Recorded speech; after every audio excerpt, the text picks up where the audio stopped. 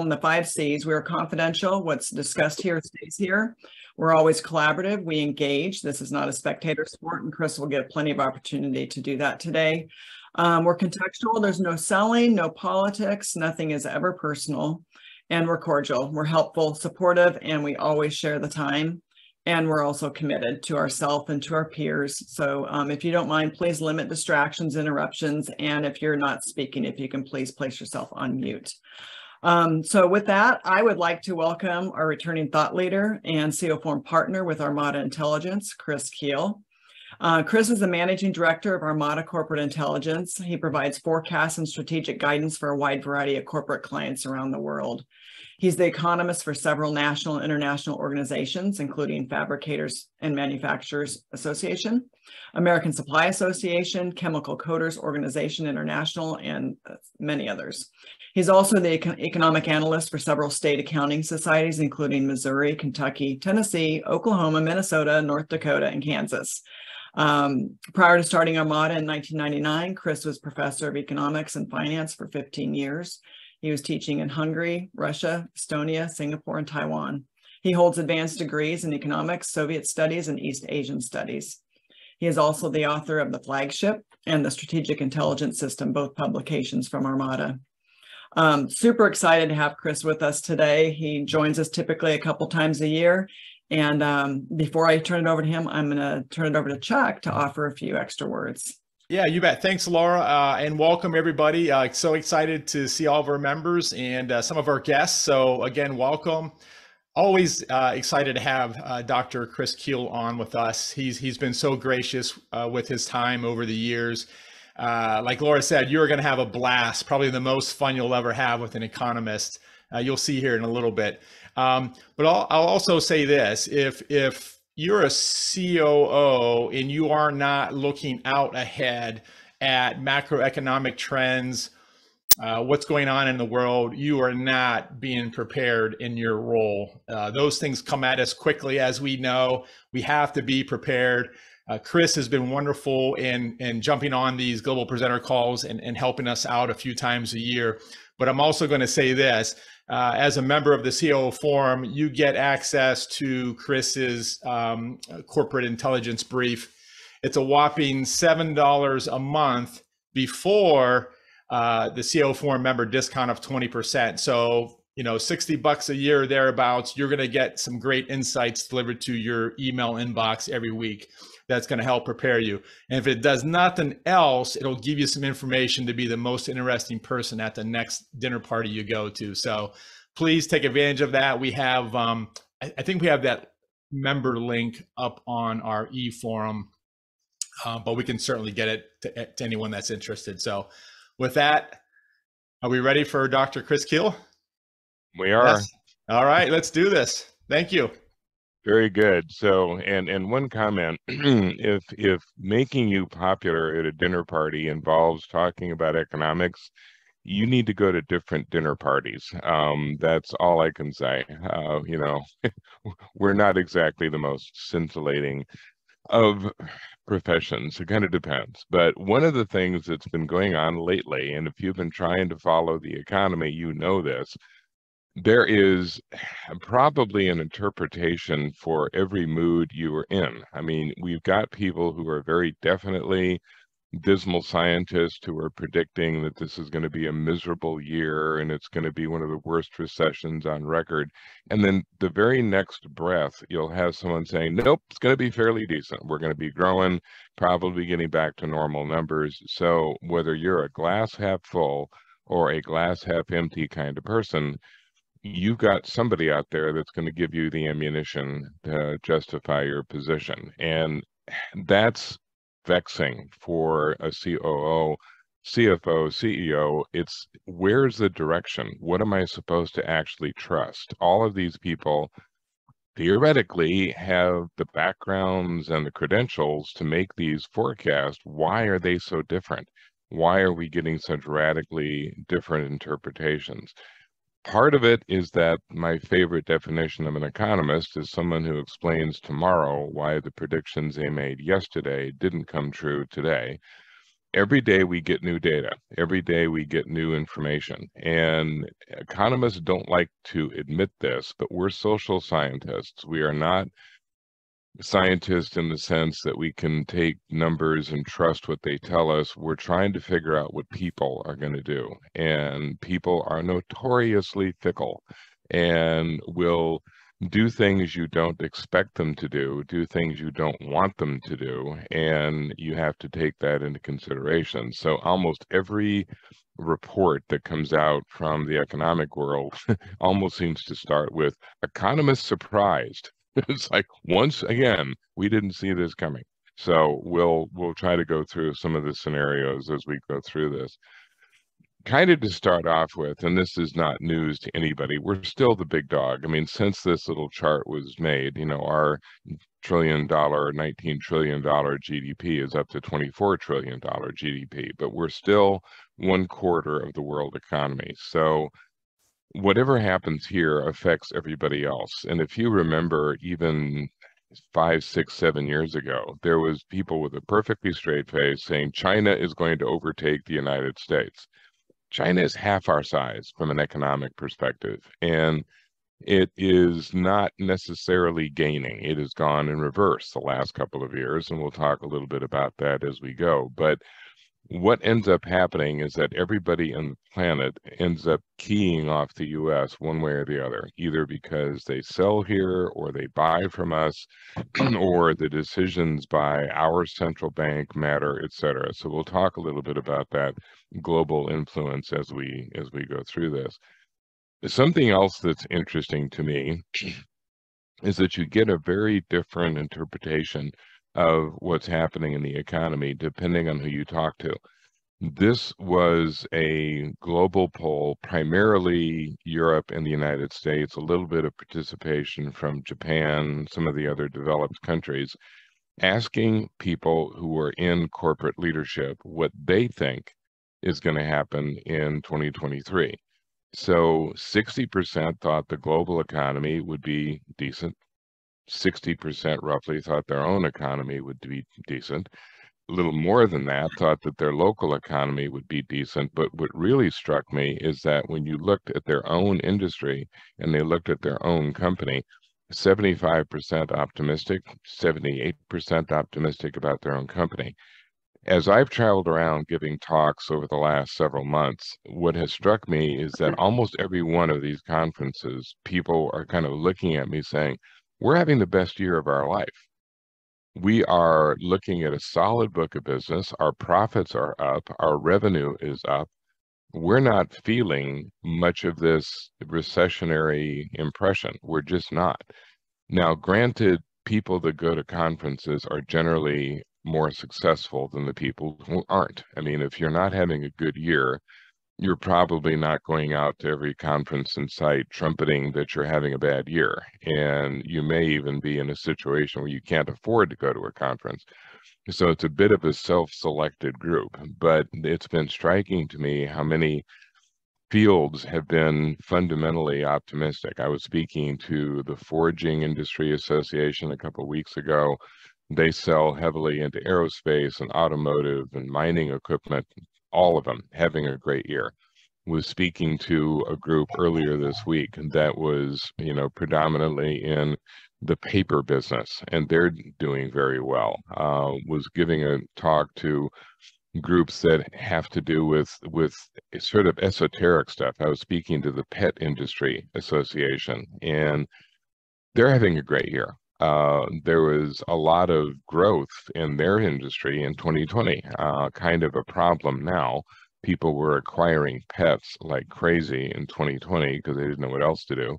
And now they're like, wow, why did I do that? I now have all these animals that I need to take care of, and I'm back to work. And what was I thinking?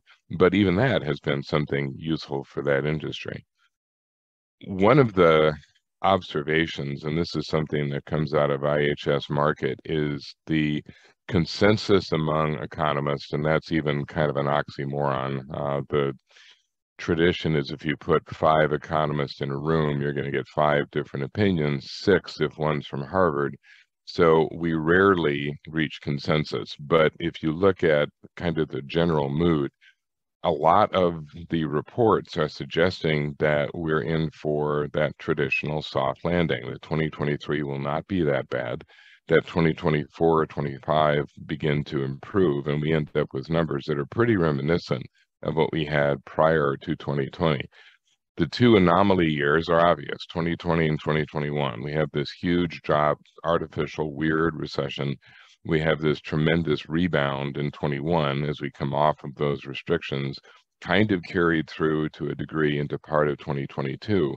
And then we sort of start a return to normal. The country that is obviously suffering the most and will continue to is Russia. But even Russia, as they look forward, assuming that this mess in Ukraine comes to some kind of horrible end, they rebound too, because what they've got is in demand by the rest of the world. I mean, at the end of the day, people are going to find a way to start buying oil and gas and food from Russia. So you're looking at a not optimistic look. I mean, it's not like we're going to escape any kind of downturn, but the idea that we're going into a really deep recession is now not common.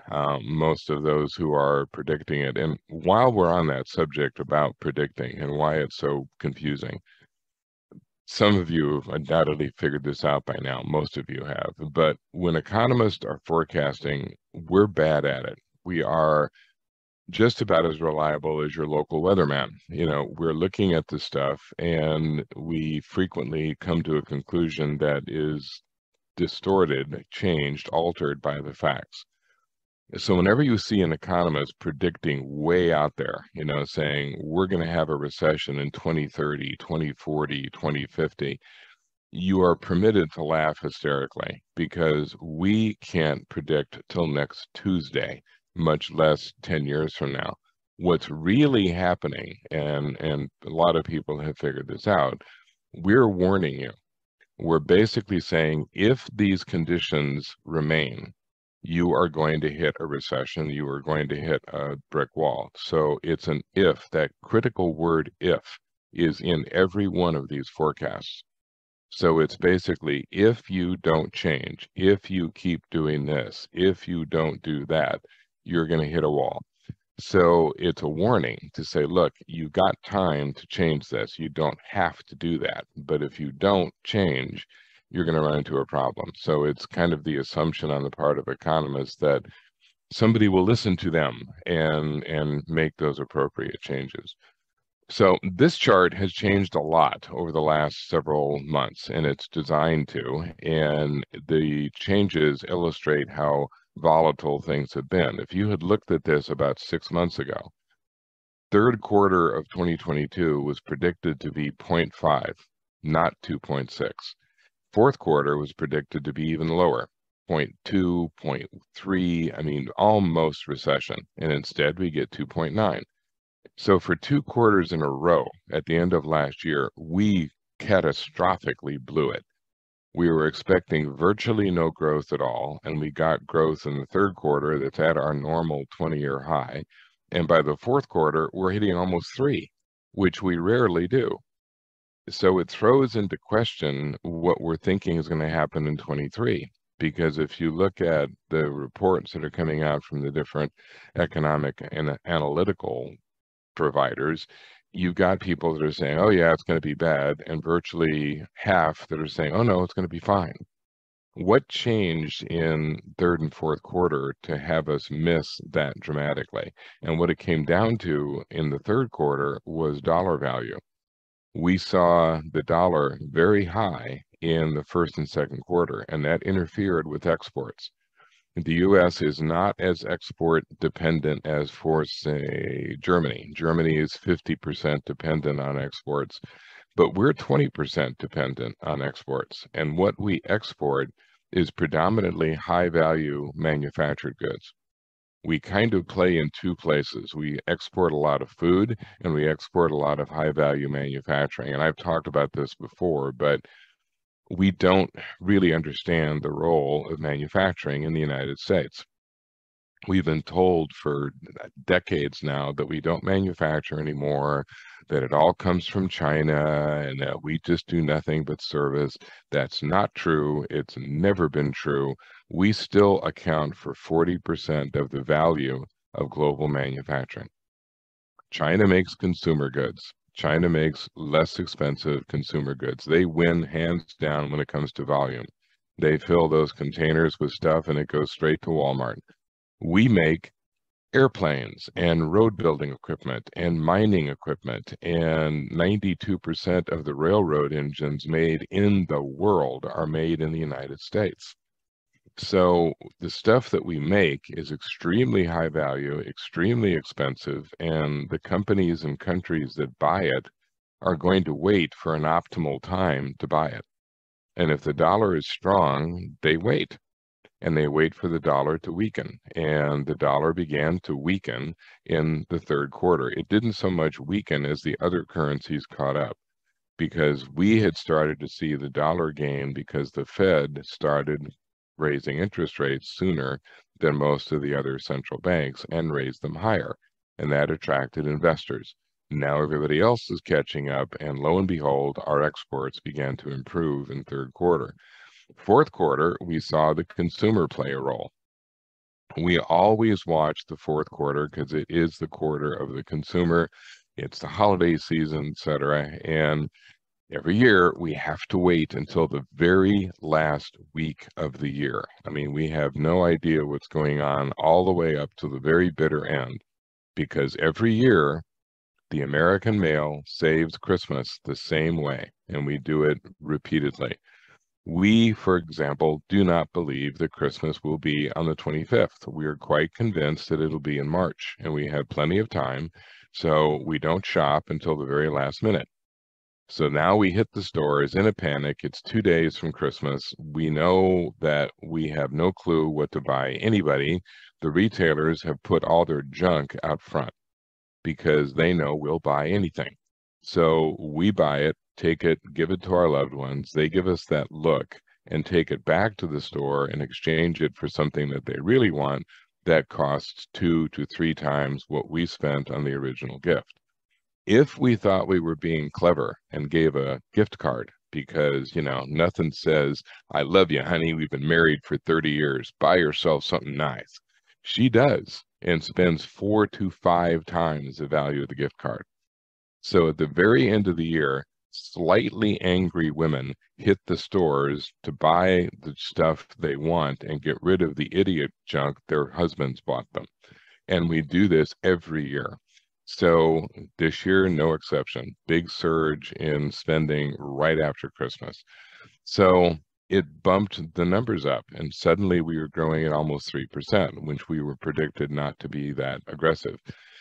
So going into 23, you've got a lot of variation as to where people think they're going to be. The number of economists that are predicting a rebound by quarter 2 have begun to increase. You're starting to see more and more acceptance of that notion of a soft landing. A lot of it's going to come down to that Fed funds rate and whether or not the Fed keeps raising rates, which we'll talk about in a moment. What the Fed reacts to is this. This is PCE, personal consumption expenditure. To be specific, the Fed responds to TMPCE, trimmed mean personal consumption. This is just that statistical manipulation to take the highs and the lows out of the data. Ideally, the Fed wants PCE to be around 2%. Right now, it's sitting about 4.6. But when I say right now, that's a bit of a misnomer, because the weakness of the PCE is that it lags. Every month we see the consumer price index, but the CPI is quite volatile. It's not entirely reliable. There's a lot about it that's artificial, so the Fed doesn't like it and looks at this. But since you have to wait for the spending to actually be done, and then you have to wait for the data to be collected and calculated, PCE is usually 2 or 3 months behind. So the Fed is currently looking at November data. December data will be out shortly, but it's now the middle of February. So the Fed doesn't know what inflation was in December or January or now. And a lot of the discussion has been over the fact that we think global inflation peaked in December. If that's the case, what we expect to see with the PCE is a big drop from that 4.6, maybe down to as low as 4, maybe even into the 3s. If that happens, the Fed just got a signal that inflation is not the threat that it was before. And if they decide that that's what the PCE is telling them, then it makes it less likely that they raise rates. So those of you who are trying to figure out what the Fed is thinking and understanding that the Fed has its own language, it has sent many signals that it thinks that it has basically done enough to slow the economy. Not entirely convinced, but they're going to be watching this behavior. We do know that the PCE has started to drift down. 4.6 was lower than it was the month before. But if it starts to really show a return and get anywhere near that 2%, then the Fed begins to change its mind. Consumer spending is still high, still slightly stronger than the 10-year trend. It got a little bit flatter towards the end of last year, but still ran 2% higher year over year. So on the consumer side, we're still strong. We're still spending a lot of money, and I'll show you in a minute why, because we basically still have a lot of money to spend. The loan environment has gotten tighter, but it's kind of a mixed message because I speak to a lot of bankers, and the banks are all saying roughly the same thing. We're tightening credit. We are recognizing the impact of rate hikes, et cetera. However, because the interest rates have gone up, we have more margin to deal with than we used to. Over the last several years, banks have had to be hyper risk intolerant. They had no margin of error. Now they've got a margin. And so they're able to look at their opportunities and say, okay, I understand the loan environment, et cetera, but I can now look at that company and say, yeah, but you're borrowing to buy a machine. And if you buy an expensive machine, well, I've got something to collateralize now. If you're coming to me and wanting to borrow to open up a new coffee shop, yeah, go away. I'm not going to do that. But if you're coming to me saying, yeah, I need to buy a $500,000 laser cutter, yeah, okay, I can do that. I'm a manufacturer. I'm going to expand my facility because I'm now holding more inventory and I'm bringing in robotics. Okay, I can get behind that. That's real estate. That's got value. So it's a little bit of a mixed message. You can get access to money better than you did in the past, but it is also going to be more expensive because the interest rates have gone up. So this is what I meant about having lots of cash. There is still 3.5 trillion in excess savings in the economy, and it is mostly in the hands of the upper income earners, people who are in the upper 25%. This is still a holdover from 2020. This is still the fact that when we shut the economy down in 2020, we literally eliminated the service sector because everything was closed. I mean, you couldn't go out to eat, you couldn't travel, you couldn't go to events, you couldn't be within 80 feet of your own relatives. I mean, it was complete closure. Well, 65% of what U.S. consumers spend their money on is services. And if you're in the upper 25% of income earners, it's 85%. So you've got an entire population of high income individuals who are suddenly like, what do I do with this money? I've already got all the stuff I want. I don't need to buy 5 cars. I've got a TV in every room now. Do you want me to put one in the closet, just so I don't miss something as I'm getting my coat? It's like I spend my money on travel. I spend my money going to go play golf or go to some expensive, which I can't do now. Our savings rate in 2020 went from 6% to 38%. And suddenly that money is just sitting there. And we don't know when it's going to come out. We don't know what it's going to come out for. We're seeing a lot more of that service spending activity. We're seeing a lot more travel. And I can vouch for that. Early last year, I occasionally had an empty middle seat. It was amazing. These days, no such thing. There are 10 people that are flying in the lavatory. It's just like they've crammed them in there. Just, there are people, I can see them being loaded into the plane as cargo. So we're now back to that intense flying, and that means people are showing up and doing the resorts and doing the travel.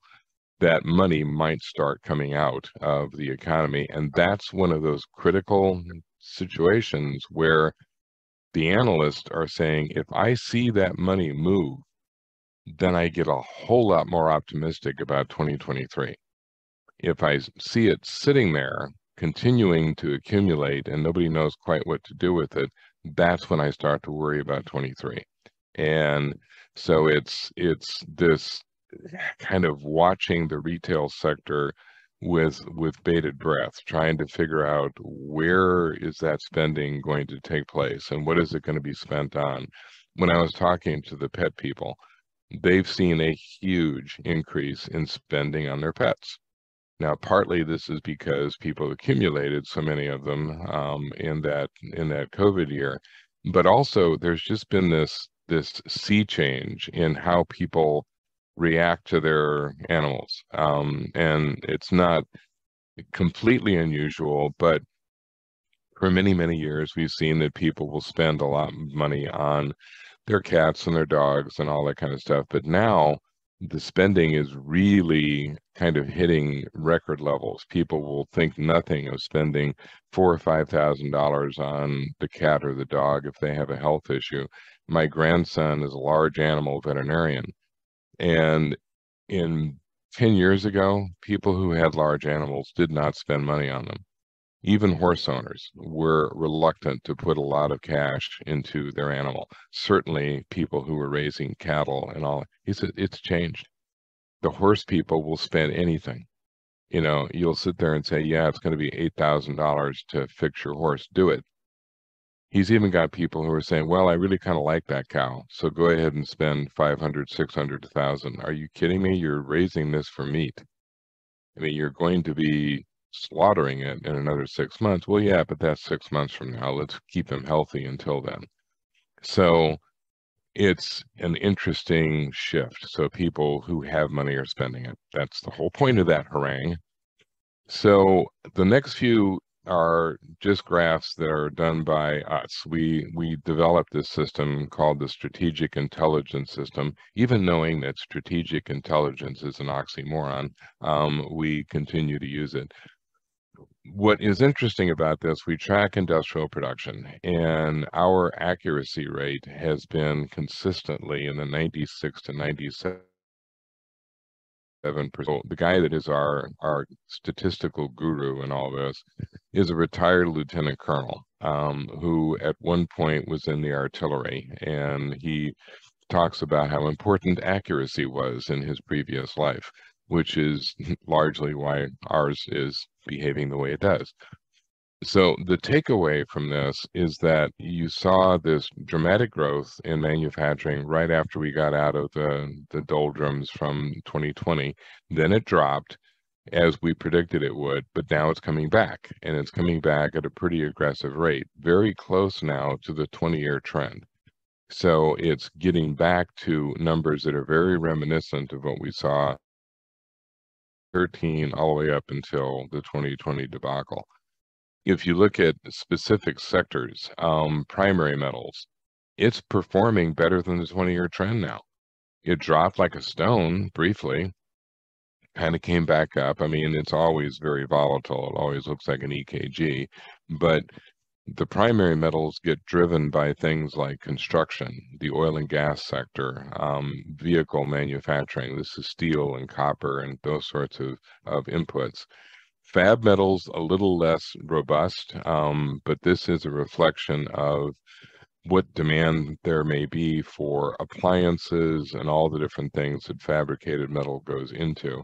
But it's not all that far off the trend line either.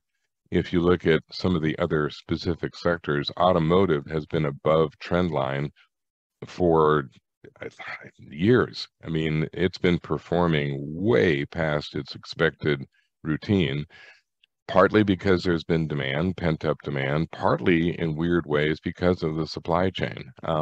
People who have been on the edge when it comes to getting a vehicle start watching whether or not a vehicle that they're interested in comes available, and they snap it up as fast as they can. And as a result, you've had a lot of drive in the industrial sector around motor vehicles and parts. Aerospace has also seen a big increase. A lot of that is parts. The airlines really didn't do much in 20 and 21 because they were not sure what all this is going to mean for their industry. I mean, you look back, many of the problems the airlines have now go tracing right back to 2020. Because the word at the time was, you know, people were never going to fly again, that we were going to be dealing with COVID for the next 600 years, and everybody was going to be afraid to leave their house. Well, the airlines believed all that, and they did things like, well, gee, pilots are expensive, so let's let them take early retirement. And they did. And now all of a sudden it's like, oh, we kind of need pilots again. Well, that's great because you let most of them retire. Why aren't they coming back? Because they retired. And you paid them a lot of money when they were working, so they don't need to go back to work. And they don't want to go back to work. Oh, I didn't think about that. Yeah, obviously. So now the airlines are scrambling to keep their planes in the air and buying a lot of parts. When we look at machinery, on the other hand, now machinery is like, it just is out of control. It's up and down and up and down and up and down, because when companies are buying machines, they don't buy another one right away. I mean, they sort of go through a peak and then they see a decline in demand until the next peak hits. So even though this number has gotten really low, we're not really panicking, because we've seen the pattern in the past that you go for a while, people absorb the machinery they bought, and then they decide they need more and you get another peak. What's been interesting is the electrical appliance kind of equipment sector has been performing pretty well, and down from what we used to see back prior to the 2008 recession. But if you remember back to those days, that was kind of when all of this stuff was suddenly becoming available, and people were really intensely investing into things like robotics and automation because it was new. Still seeing a lot of that investment, but companies have been doing it now for 10 years. So it's not like they have to completely change their patterns and introduce robotics for the first time. They've been using it for a decade, maybe two. So now they're adding on, replacing. It's not like the latest new thing. Housing, we've talked off and on about. It's one of the litmus tests for the economy as a whole. And right now it's very confusing, because multifamily permits are way up, strongest since they've been since the 80s, 11% up through October. Permits tend to be forward-looking. They're down overall, but that's only because single-family permits are way down. And so it's multifamily growing, single-family shrinking. Lots of conversation about how the demographics are playing into this. Millennials are just starting to get into single family homes. They were late to start a lot of things. They were late to start families, and because they were late to start families, they've been late to get into housing. They've been late in terms of even settling down to a given location for a job. Gen Z is even worse. There was a poll done lately that indicated that 27% of Gen Z males intend to continue living with their parents into their 30s. So at this point, there are parents panicking the world over. And it's kind of like, I just remember when I left for college, I could see my mother converting my room as I drove up the street. She informed me that anything I did not take with me to college was going to be left on the curb on Friday, and it was. I mean, it was like, you've moved out, son. Don't let the door hit you on the way. So it's like, I can't even conceive of, and what's also interesting, 27% of males, only 13% of females.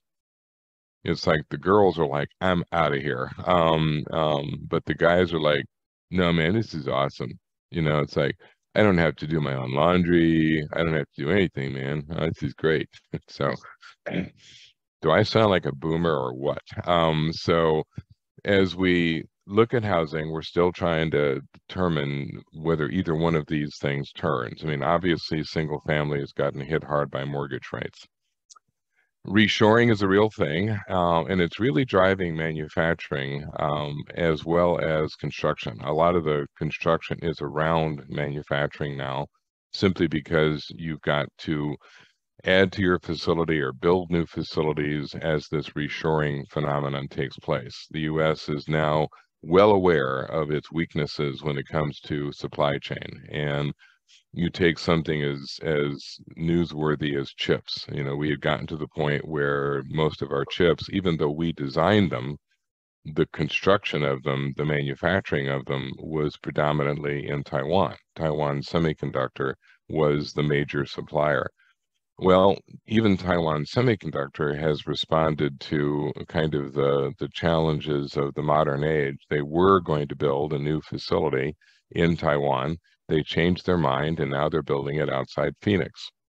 So Intel is building one in Ohio. Samsung is building one outside Dallas. So the chip shortage is likely to be a little more short-lived than we thought, because we're now seeing, I think Intel's is supposed to be up and running later on this year. So we're seeing a lot of essentially reacting to the fact that just in time has changed. It's now eventually maybe, and people are not interested as much as they once were. Just in time was a great concept, but it had within it its own seeds of destruction, because what drove people to produce outside the United States was lower costs. So if you went to China, if you went to India, you would have lower labor costs, lower regulatory costs, lower whatever. But as those countries have developed, they've become more expensive. You know, 15 years ago, you could hire a skilled machinist in China for probably $5,000 a year. Well, that same guy now is making $35,000 a year. Still a lot cheaper than the US, but a lot more expensive than it was 15 years ago. So that equation has changed. And the other inevitable thing is that when just-in-time started, you had multiple suppliers. So if one supplier couldn't deal, the next one could. You had lots of alternatives, but inevitably, the best consolidate. And you can see that particularly with chips. There used to be dozens of companies that manufactured chips, but little by little, Taiwan Semiconductor became the dominant, because they either put them out of business or they absorbed them. And why wouldn't they? They were the most efficient. They had put the most money into the development. That's the inevitable aspect of business. Years ago, my partner and I developed this whole analytical tool, which we affectionately called the red ball of death, because the first time we ever showed it to a client, what it was designed to show is where they were on this competitive map. So you would see companies that are way up here, obviously the market dominating ones. You'd see a bunch of others on the left that were kind of niche players. They had their own little place to be, but that was all they played. Then right in the middle, you had the most vulnerable, the ones that were too big to be niche, but they weren't competitive with the market dominating competitors. And when we showed the slide, for some reason, that area came out in red. And there was a guy in the back that said, oh my God, it's the red ball of death. And it's like, well, yeah, because if you don't get out of that spot, you're toast. You've either got to go up and compete with the ones at the top, or you've got to ratchet back and figure out how to be a niche player. So nearshoring is also a big deal. A lot of foreign direct investment into Mexico, up almost 30% in 2022, largest in history, 45% of it new investment. So it's an awful lot of expansion, because Mexico has many of the advantages that China had when it came to labor supply, etc. But the transportation issues are a lot less complicated. And it has created really kind of a three-tier Mexico. I mean, anyone who deals with Mexico knows that northern Mexico is one country, coastal Mexico is another, and southern interior Mexico is yet a third. And there's radical differences even within the country as to how these sectors interact.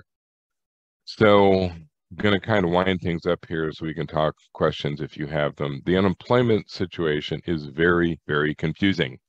It's like we have many things happening right now that just are defying our traditional expectations.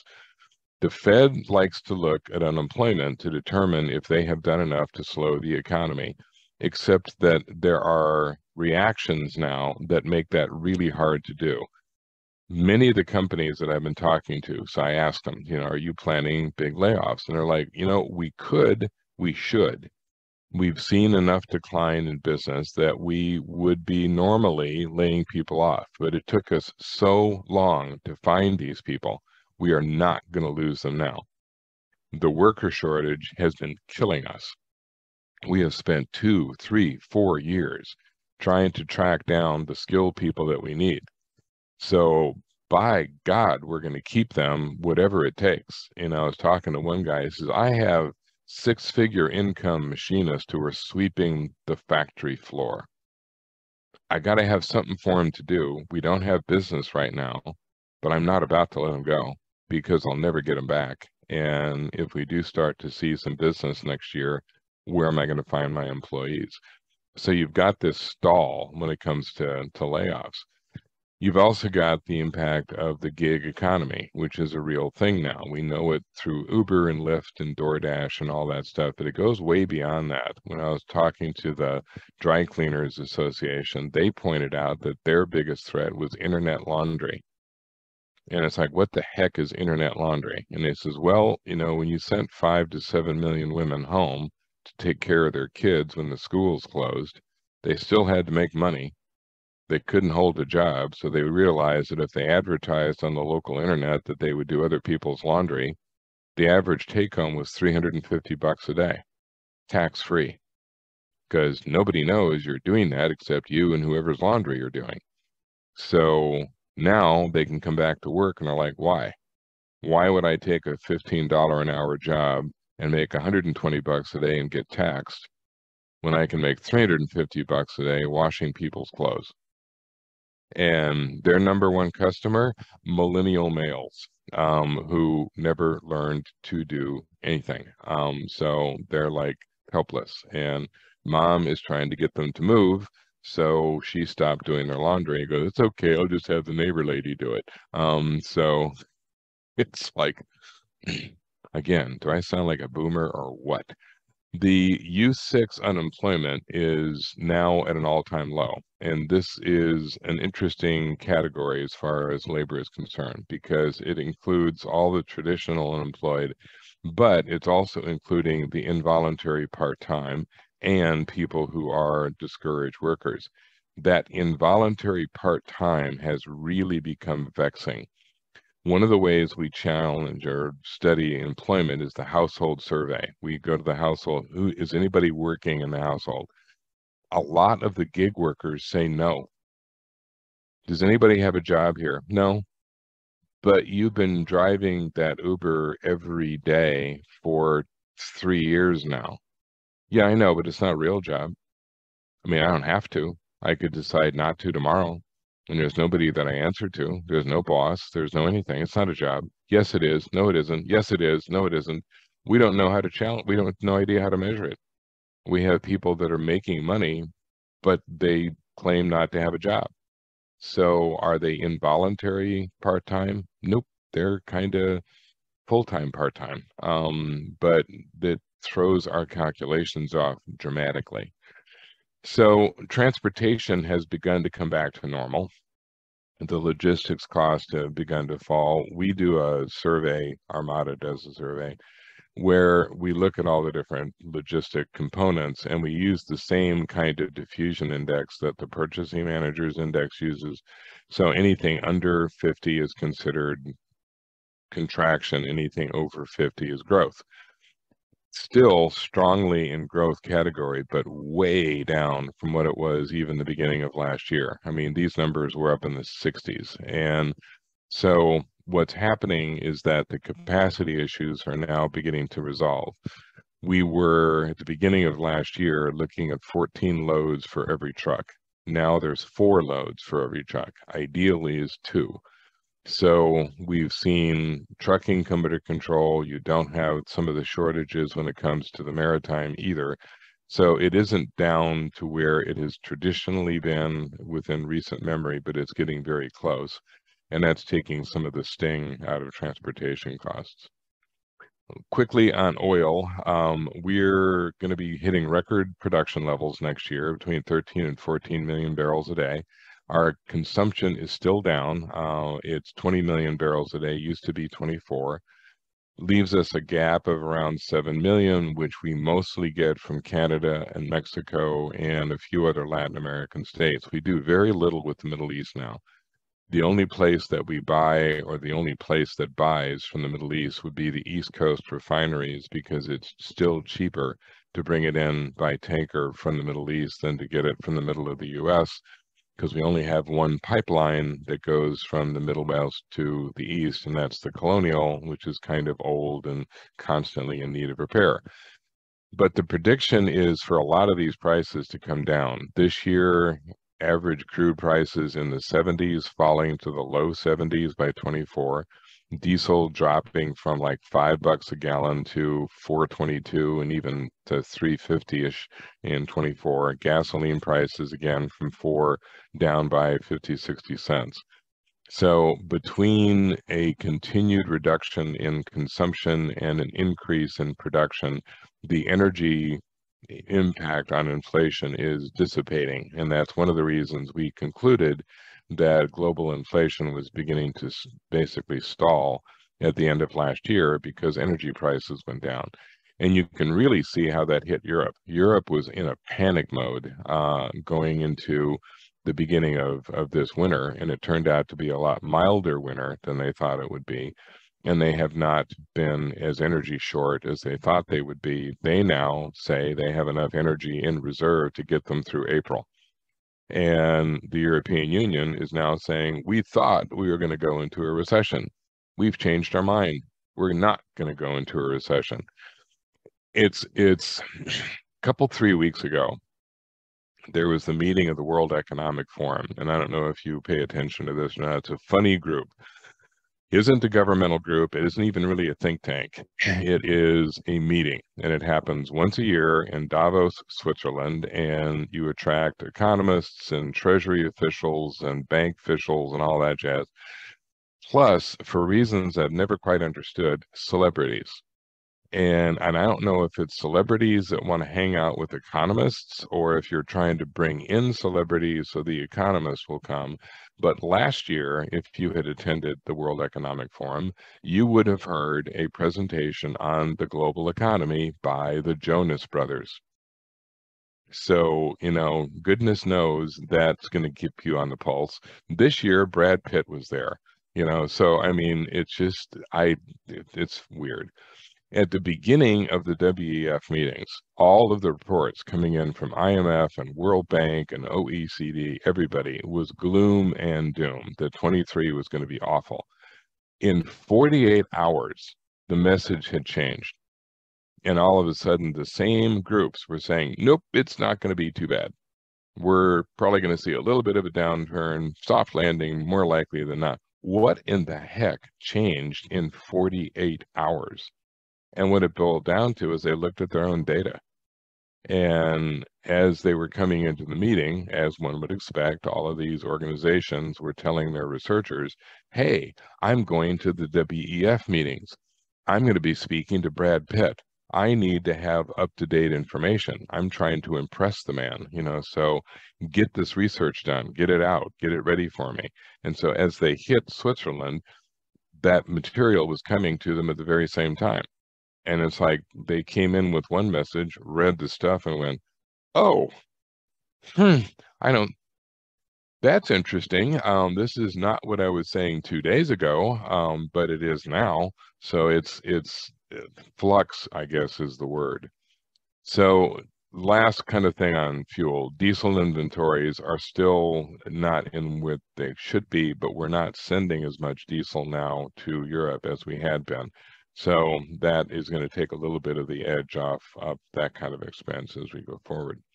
So with that, I'm going to hush up and see if there's any time for questions. Just want to point out that this was my father's reaction to my career choice. He was an engineer, and he kept asking why I went to the dark side to become an economist. And I pointed out to my father that his father was a banker, and they had a lot nicer house than we did. So, you know, not to put too fine a point on it, Dad, but, you know, I'm just following the money. Besides, I don't want the pressure of being an engineer. If my dad makes a mistake, the building falls down. If I make a mistake, nobody is the least bit surprised. So it just works fine. So now I'm going to shut up and we'll take questions.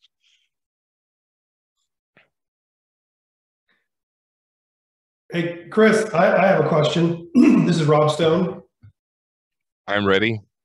Appreciate you doing this. I've seen you now a couple of years in a row, and it's nice to have this touch point. And you know, I appreciate your style, et cetera. One of the things that stuck with me from last year is you made a point of saying, talking about forward-looking visions of the economy. Who's saying it and why? Like, who is the messenger? What is their intent? And so I kind of stuck with me all through the year, doom and gloom, very high-profile names. You know, Jamie Dimon, like other people, basically with high-level positions saying, for the second half of last year, we are going over the cliff. This is going to be bad. It's all going to be bad. We're going to crash and burn. And as you fast forward, mostly in big tech, but I mean, in bigger companies, you're seeing what, 5, 10, 15% layoffs happening.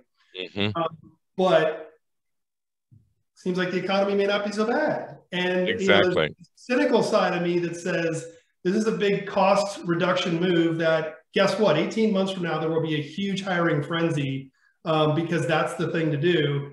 But I'm also Gen X, and I'm prone to being cynical. So shoot me straight here. What am I missing?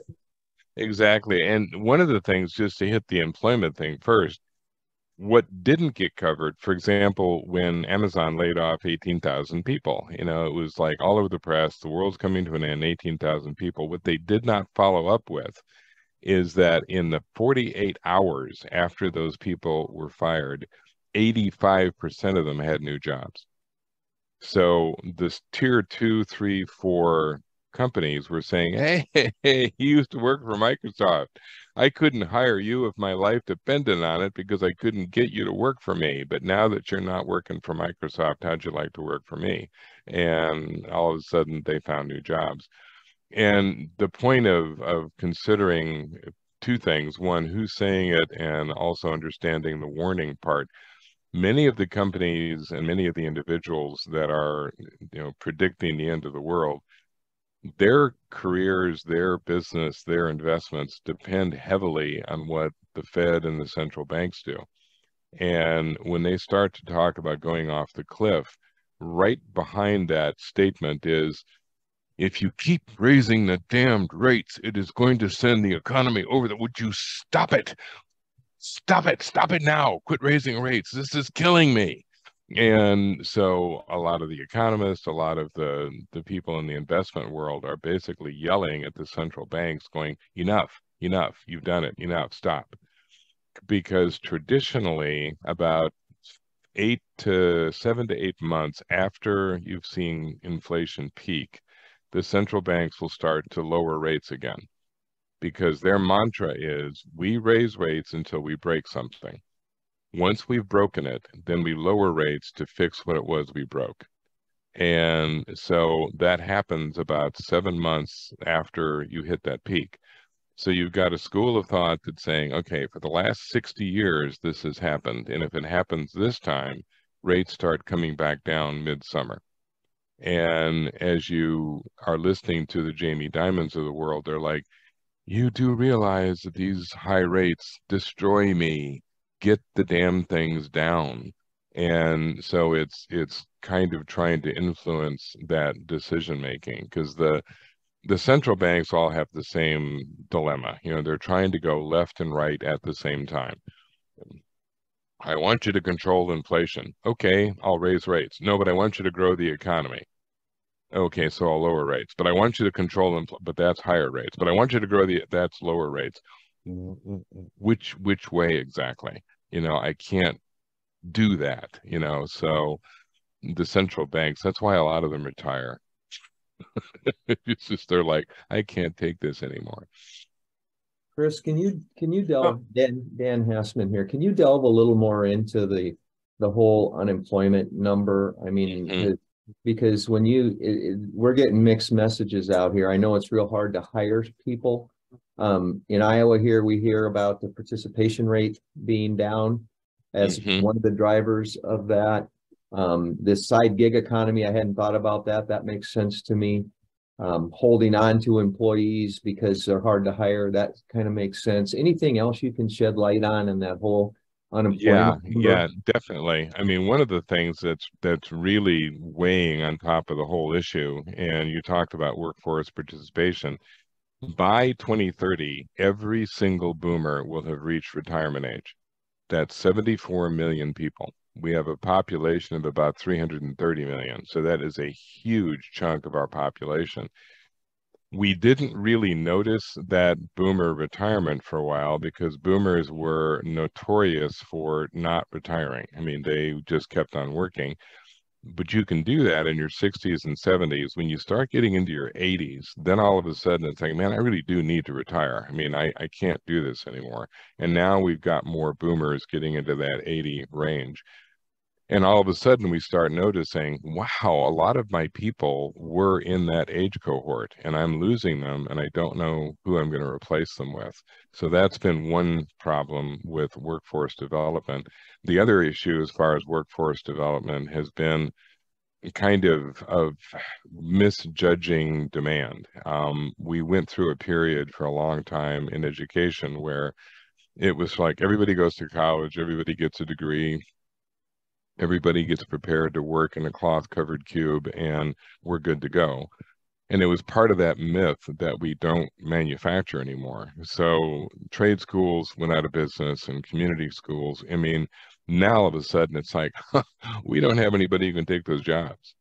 It's like, what happened to them? Well, you stopped, you know, only 5% of high schools in the US now still have industrial arts. And when I was going to, I mean, everybody took shop. I mean, it was just, I went to a working class school and we had a program, I've forgotten how it was called, but it was like you could leave class in the middle of the day and you went to work. Half the school emptied. I mean, it was half the students were like, yeah, I only go to school till about noon. Then I'm going to go over there, work for Lloyd Fry, Camagro, whatever. And there was not the expectation. I mean, the school would tell you flat out, most of you dummies aren't going to go to college. Just get a job. So, but now it's like, oh no, we're all going to go to college. And maybe that's true, but in many cases it's not. But between retirement, gig economy, the, you know, that Gen Z male that is living at home, they can work a pretty low paid job and do fine because they don't have any expenses. They're not paying rent. They're not paying for food. And so why aren't you working? Don't need to. Suzanne? One of the items. Hang on 1 second. Oh, I'm sorry. Is that you, Dan? Yeah, and in the participation studies in Iowa, one of them is women participation in the labor force. Is that a national trend or unique to our area? No, that's a national trend, and that has a lot to do with that kind of being forced out of the workforce in 2020, found other ways to make money, and has continued to do that, or their families kind of adjusted and said, well, you know, maybe both of us don't need to work. And one of the other drivers as far as women is concerned, and there's a lot of research coming out, it's expected to be out this year, is the expense of childcare, because a couple looks at childcare and says, okay, if we're both working and we have to pay for childcare, Well, that's using every bit of the money that I'm making working. And so the couple says, why am I doing this? Why don't I just stay home and take care of my own kids? And I'm ahead because childcare was so expensive. The Europeans have been dealing with this for a long time. The Dutch were worried about their workforce, and they could see that they were going to be heading for this cliff. And that's part of what drives me nuts about the US. We knew people were going to retire. Why did we ignore it? But the Dutch asked, and they said, okay, why aren't you working? You know, why aren't you in the workforce? And the women were saying, we have children, you idiot. You know, who's going to take care of the kids? And it's expensive. So the Dutch launched this huge program to make childcare as accessible as it could possibly be and subsidize it and all the rest. Their family size went from the average of 1 child to 4. And all of a sudden the women were like, I want kids, you morons. I just couldn't afford them. But if you're helping me pay for this and giving me a break, yeah, you know, it's like I'd be more than happy to have children. But you know, I'm realistic enough, particularly people that are looking down the future, saying it's one thing to worry about childcare when they're young. I have 4 kids that are going to go into college. How do you expect me to pay for that? And all of a sudden it's like, well, maybe we ought to think about more subsidy for education. Good plan. And the Dutch are one of the few that don't have a labor problem. Hey, Chris, Suzanne's got a question. Hi, Chris. Hi. I was really pleased that you talked about the expectation of what was going to happen in Europe versus what did happen. And I know that you had indicated that part of the reason things didn't go as poorly as they could have is because the weather cooperated. Exactly. But I'm wondering if you think that any of the countries, you know, I'm thinking of, you know, Germany is one example. Did any of the policy changes that they put into place really help as well? Yep, very definitely, because there was a lot of rethinking of some of the decisions that were made, particularly around energy. And right in the beginning, it was obvious that Germany's dependence on Russian gas was a weakness. And as a result, there was a lot of gloom and doom, because if we can't get their gas and oil, what are we going to do? And all eyes immediately looked at France. And it was like, gee, the French never gave up nuclear power. And the Germans were very aggressively giving up nuclear power. Not anymore. Now they're looking at it again, and they're opening up their nukes again, and they're opening up more fossil fuel. It's basically kind of recognizing that for at least the next decade, 2 or 3, alternative energy and fossil fuel are going to have to work in tandem. They're going to have to be, one is not going to overtake the other, because you just don't know what kind of global circumstances are going to change the environment. And the other policy change that worked very well in Germany was asking companies and individuals to be more cognizant of their energy use, and they were.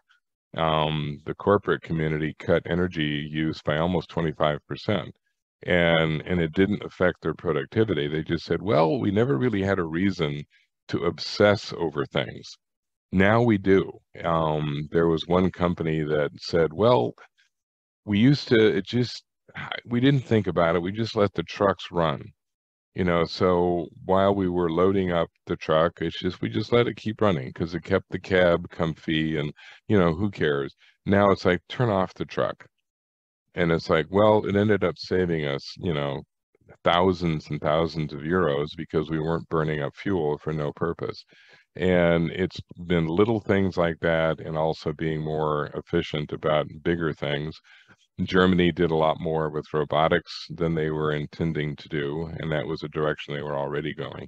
But I think the object lesson that came from all of that was how the world kind of rearranges. You know, the Russians weren't selling gas and oil to Europe anymore, so they were selling it predominantly to India and China. Well, the countries that were selling to India and China discovered that their market had deteriorated because now China and India were buying from Russia. So they turned to the Europeans saying, hi, the Chinese aren't buying our gas anymore. Would you like it? And it's like, okay, fine. So all of a sudden, Europe is buying from Algeria, which they hadn't for 15 years. Why? Well, because the Chinese used to buy Algerian gas, and Algeria goes, excuse me, we still have gas. Would you like to buy it? So it I think that that's the lesson that COOs have been trying to teach their own people for years, that business is dynamic and it's fluid. And if you throw up a barrier, you're going to find a way around it. And if there's a breakdown in the supply chain, well, get a new supply chain.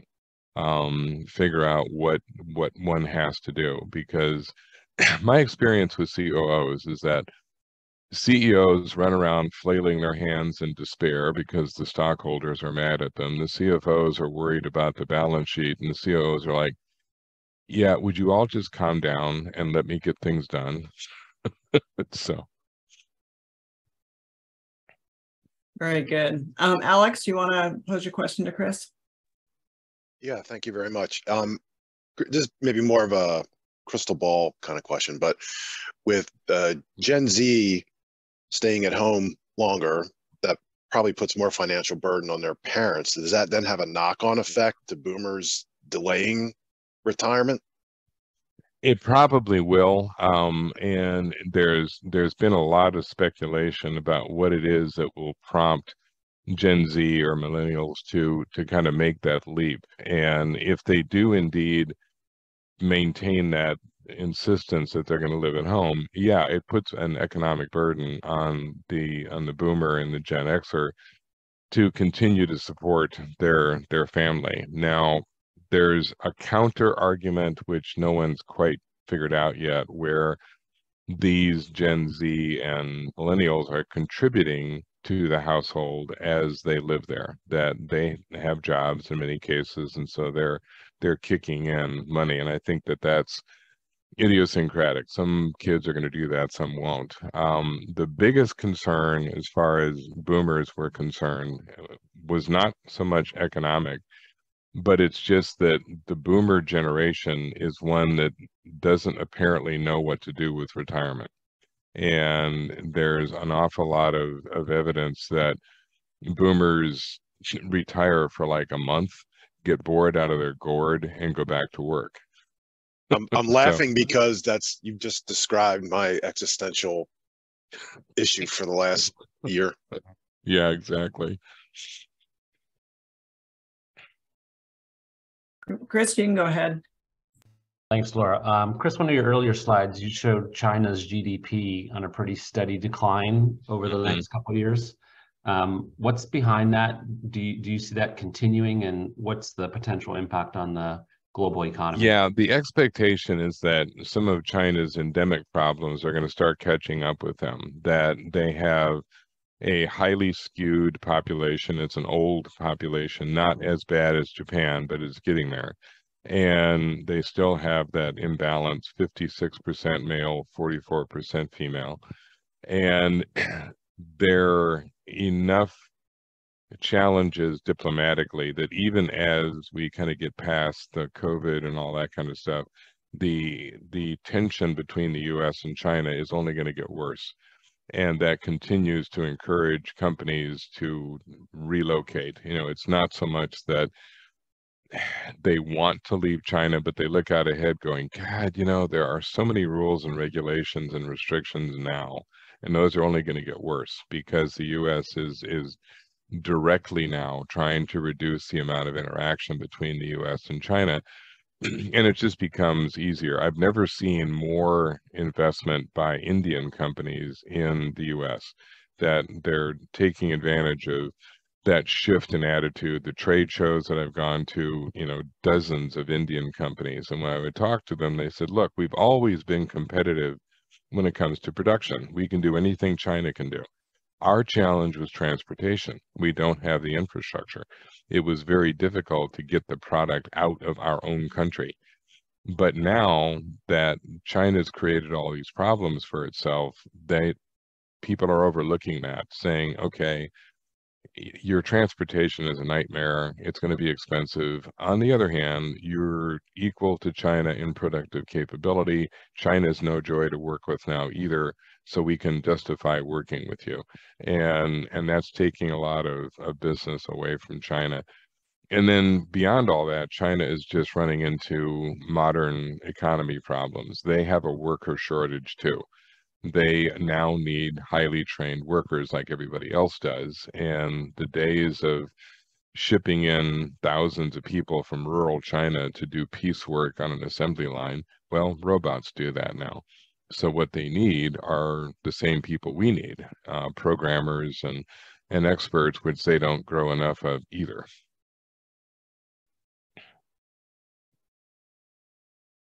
Very good. Kat, do you want to pose your question?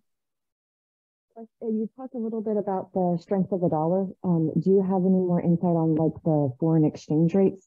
Because I was updating the spreadsheet and I realized that I didn't realize that I had grabbed the January 22 number instead of the January 23 number. And all of a sudden it's like, well, at least it was in my favor. I'm like, why is my not adding up? Exactly. Dollar difference between January 22 and January 23. So Yeah. I'm like, oh no, what does, like you said, we have to pay attention to the future.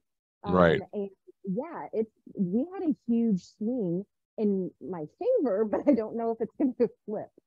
Yeah, exactly. The dollar is going to, it's funny, it's not so much that it's weakening, it's just that everybody else's currency is strengthening. And so that is likely to continue, because you're starting to see a little bit of peel back when it comes to the Fed. The Fed is now not saying that we're going to raise rates aggressively and maybe another quarter point, et cetera. Meanwhile, the European Central Bank is saying, no, we're still committed to hiking rates. The challenge is that our rates are still twice ECB's. I mean, they're going to push it up to 2.5. We're already well above that.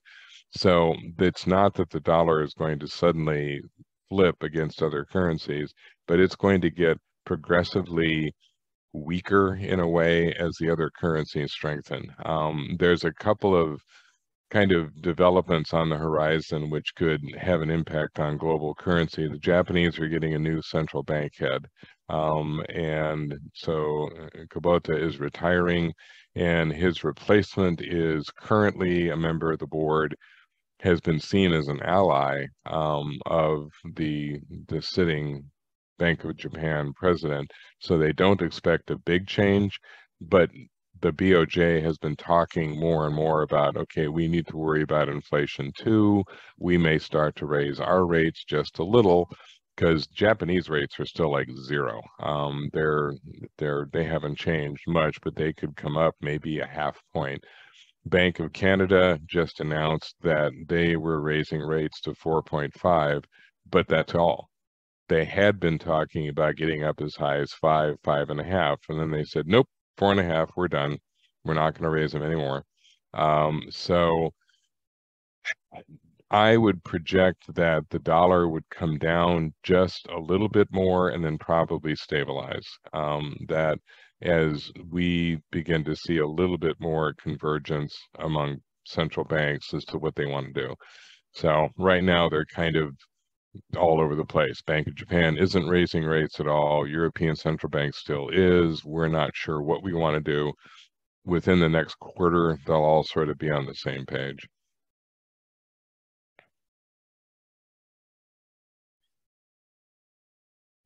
Anything else?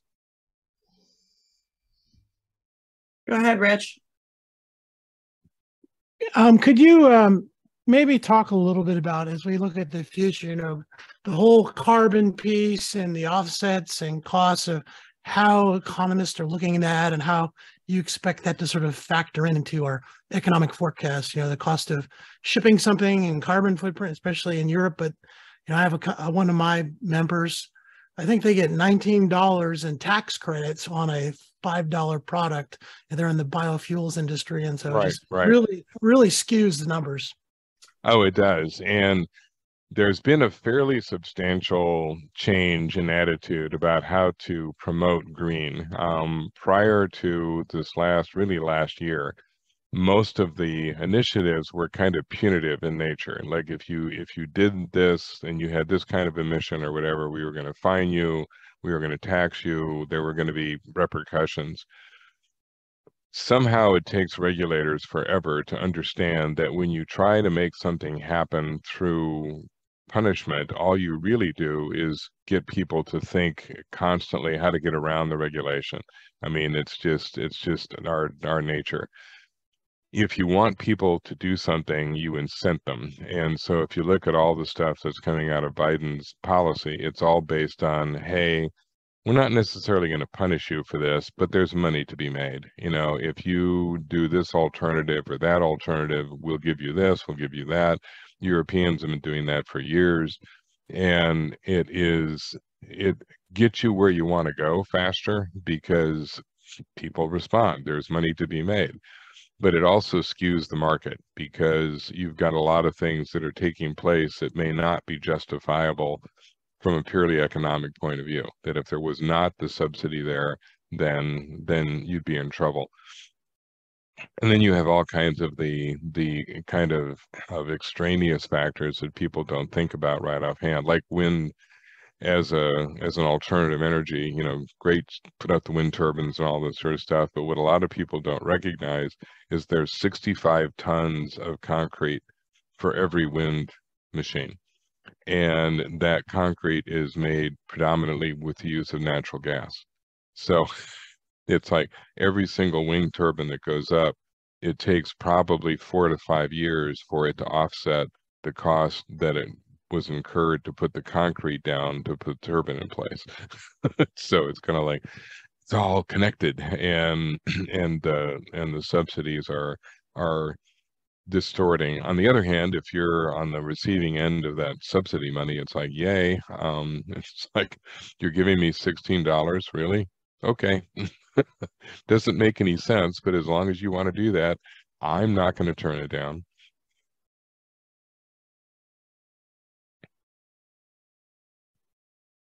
Any last questions for Chris?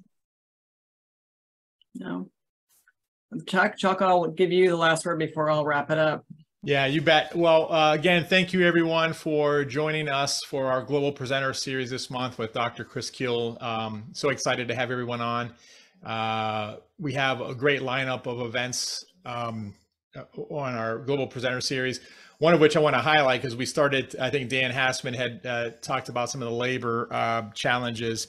Let me look at my notes here. So March 28th, Tuesday, March 28th, we have Jay Denton in on our Global Presenter Series. So we're going to take a little deeper dive into some of what we're seeing on the labor side. So that should be very helpful for everyone. So jump out to the e-forum, register for that event. You can download it to your calendar, so you have it there, and it has the Zoom link automatically. So yeah, and I'll just insert there. I shared my screen just to show everybody that we've started putting all of our Global Presenter Series and executive sessions on the e-forum, so you can access them all on RSVP. So absolutely.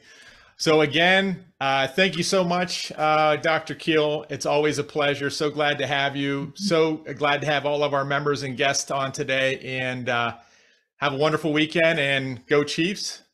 Indeed. It's like right now, this is Red Friday. So Red Friday. I should be in my red shirt, but I'll have to find something later. Super. All right. Well, thanks everyone. Have a great weekend. Be safe. Thanks, Chris. Right, bye-bye. Thank See you all. Thank you. Thanks, Chris.